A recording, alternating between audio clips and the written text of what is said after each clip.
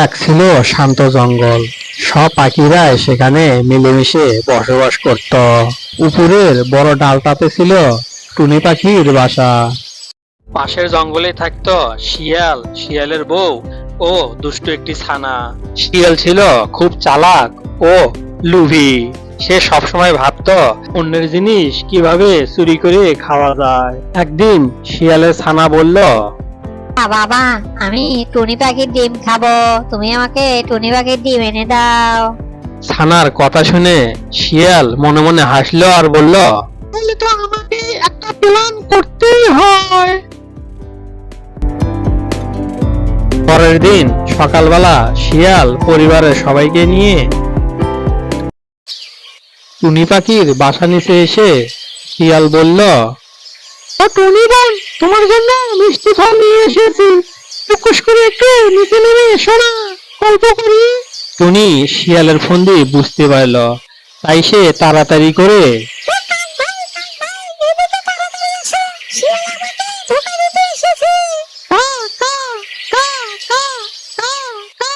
এই শিয়াল চোর, এই শিয়াল চোর, এই শিয়াল চোর।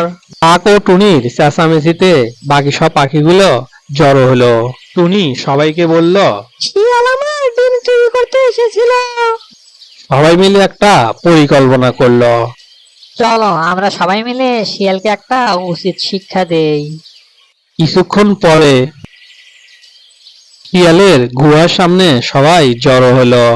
এক এক করে শকুন আসলো, কাক আসলো, টুনি আসলো, এরকম সবাই এসে পড়লো শিয়ালের বিচার দেখার জন্য। শিয়ালকে শাস্তি দিতে হবে, ওরা সবাই আমার ডিম চুরি করতে গিয়েছিল। সব পাখিরা বলল শিয়ালকে শাস্তি দিতে হবে। তাই শকুন বলল, তোমরা অন্যায় করেছো একই জঙ্গলে থেকে, তোমাদেরকে শাস্তি পেতেই হবে। ভয় পেয়ে শিয়ালের বউ বলল, আমি কিছু জানি না, আমি কিছু করিনি। সবাই জানে ওরা দোষী, ওরা অন্যায় করেছে। তাই শকুন বলল, যে অন্যায় করে তাকে শাস্তি পেতেই হবে। শিয়াল ও শিয়ালের বউ একটু লজ্জা পেয়ে গেল। বন্ধুরা, আমরা ভুল করেছি, তোমরা এই চ্যানেলটিকে সাবস্ক্রাইব করো, তাহলে আমরা আর কোনোদিন কোনো পাখির ডিম চুরি করবো না, কোনো অন্যায় করবো না। বন্ধুরা, আমি দেখবো তোমরা এই চ্যানেলটিকে সাবস্ক্রাইব করেছো কিনা।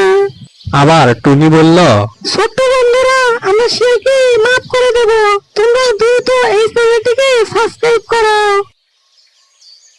পাখিরা সবাই মিলে একটি নদীর পাড়ে জড়ো হলো। সেখানে কচ্ছপও উপস্থিত হলো।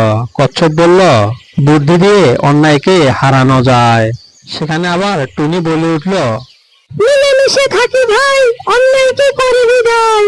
মশাওয়ালা পাখিটি বলে উঠল, ভালো কাজের ফল ভালোই হয়। আবার কচ্ছপ বলল, ধৈর্য হলো আসল জয়, জয় হোক সত্যের। বন্ধুরা, আজকে আমরা অনেক কিছু শিখলাম।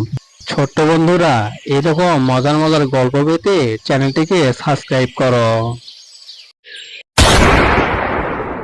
এক জঙ্গলে একদিন ছাগল ঘাস খাচ্ছে। পাশেই শিয়াল ঘুরঘুর করতেছে। শিয়াল ছাগলকে ডেকে বলল, এই যে শিয়াল ভাই, শুনেছো নদীর ওপারে নাকি সোনার ঘাস গজাচ্ছে? ছাগল অনেক বড় বড় চোখ করে বলল, কি বলো, সোনার ঘাস? সত্য নাকি? অবশ্যই সত্য, চলো আমার সাথে, দেখবে। তবে নদী পার হতে হবে কিন্তু। শিয়াল ছাগলকে সাথে করে নিয়ে চলে গেল। তারা দুইজনে নদীর পাড়ে এসে দাঁড়ালো। কুমির তখন পানির নিচে ঘাপটি মেরে আছে। ওদেরকে দেখে কুমির হাসি দিয়ে উঠে আসে। কোথায় যাবে শিয়াল? এই নদী পার হতে হলে তো আমাকে কিছু দিতে হবে। শিয়াল একটা ফোন দিয়ে আটলো। ঠিক আছে, তোমাকে খাবার দেবো, আগে আমাদেরকে নদীর মাঝখান পর্যন্ত নিয়ে চলো। শিয়ালের কথায় কুমির রাজি হয় এবং পিঠে করে নদীর মাঝখান দিকে নিয়ে যায়। নদীর মাঝখানে এসে শিয়াল হঠাৎ বলে ওঠে, এই কুমির ভাই, তুমি কি জানো এই নদীতে সবচেয়ে বোকা কে? কুমির বলল, কে? সবচেয়ে বোকা হলো তুমি, কুমির। এই বলে শিয়াল লাফ দিয়ে পারে চলে যায়। ছাগল চেঁচাতে থাকে, বলে আমাকে বাঁচাও। এই শুনে পাশের জঙ্গল থেকে এক বাঘ বেরিয়ে আসে। এইখানে কি হয়েছে? এত গোলমাল কিসের? ছাগল তখন বাঘকে বলে, শিয়াল আমাকে নদী পার করাতে গিয়ে কুমিরকে ঠকিয়েছে আর আমাকে বিপদে ফেলে দিয়েছে।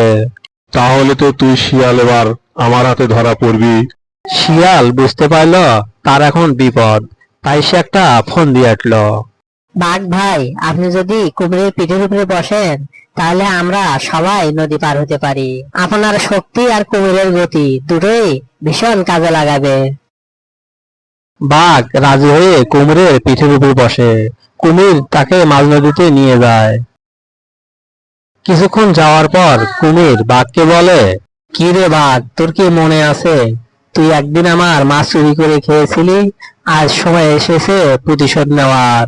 এই বলে কুমির ডুব দেয়। বাঘ হুড়মুড় করে সাঁতার কাটতে থাকে। বাঘ অনেক কষ্ট করে তীরে ফিরে আসে। আমি এবার থেকে আর কারো কথায় বিশ্বাস করব না। বুদ্ধি না থাকলে শক্তি কিছুই না। বুদ্ধি ও চালাকি অনেক সময় শক্তির চেয়েও বেশি কার্যকর হয়। এক ছিল টুনি পাখি। সে ছোট্ট হলেও খুব বুদ্ধিমান। সে একটি গাছের মগডালে থাকে, আর গাছের নিচে থাকে চতুর শিয়াল। সে সবসময় টুনিকে ধরার চেষ্টা করে। টুনি সবসময় বুদ্ধি খাটিয়ে বেঁচে যায়। একদিন শিয়াল চালাকি করলো। এই তুমি না খুব সুন্দর গান গাও। টুনি উত্তর দিল, অনেক ধন্যবাদ শিয়াল ভাই। দুষ্ট শিয়াল আবার চালাকি করে বলল, একটু কাছে এসে গান গাও, আমি ভালো করে শুনতে চাই। টুনি বুঝতে পারলো এটা শিয়ালের ফাঁদ, তাই সে বুদ্ধি করলো একটা। শিয়াল ভাই, আমি দূর থেকে গান গাইতে পারি।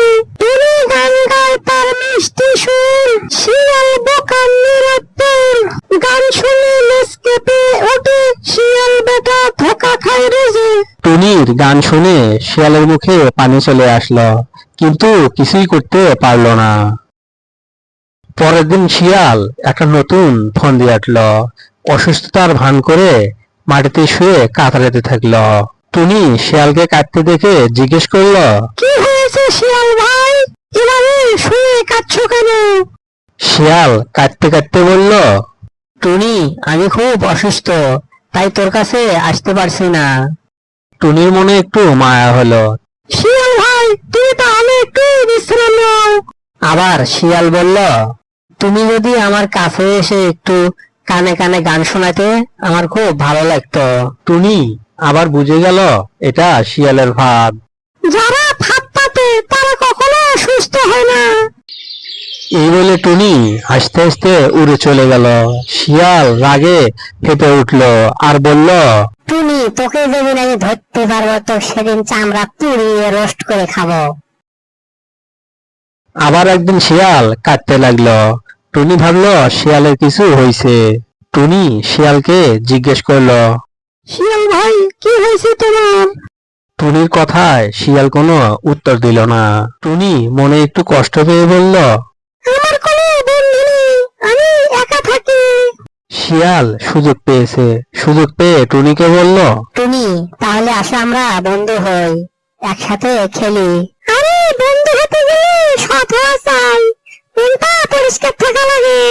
টুনির কথায় শিয়াল চুপ মেরে গেল, আর কিছু বলল না। টুনিও গাছ থেকে নামলো না। একদিন শিয়াল বনের রাজা সিংহের কাছে এসে টুনির নামে অভিযোগ করলো। রাজা মশাই, তুমি আমাকে সবসময় ঠকায়, এর একটা বিচার করে দেন। সিংহ তখন শকুনকে বলল, শকুন, যা তো টুনিকে ডেকে নিয়ে আয় এখানে। শকুন উড়ে গেল টুনিকে ডাকার জন্য। কিছুক্ষণ পর টুনিকে হাজির করা হইল। কি রে টুনি, তুই নাকি শিয়ালকে সবসময় ঠকাস? এটা তো ভালো কথা না। রাজা মশাই, শিয়াল আমাকে সবসময় ধরে খাওয়ার চেষ্টা করে, আমি শুধু কৌশল করে বাঁচার চেষ্টা করি সবসময়। শিয়াল সবসময় আমাকে বিরক্ত করে। সিংহ দুজনের কথাই শুনল, তারপর বলল, যে কারো ক্ষতি করে সে আসল অপরাধী। এই জঙ্গলে সবাইকে মিলেমিশে থাকতে হবে। শিয়াল নিজের ভুল বুঝতে পারল। টুনি, আমার ভুল হয়ে গেছে, আমাকে ক্ষমা করে দে। আমি আর কোনোদিন কাউকে ফাঁদে ফেলবো না। তারপর থেকে কেউ আর কাউকে ফাঁদে ফেললো না, সবাই বন্ধু হয়ে গেল।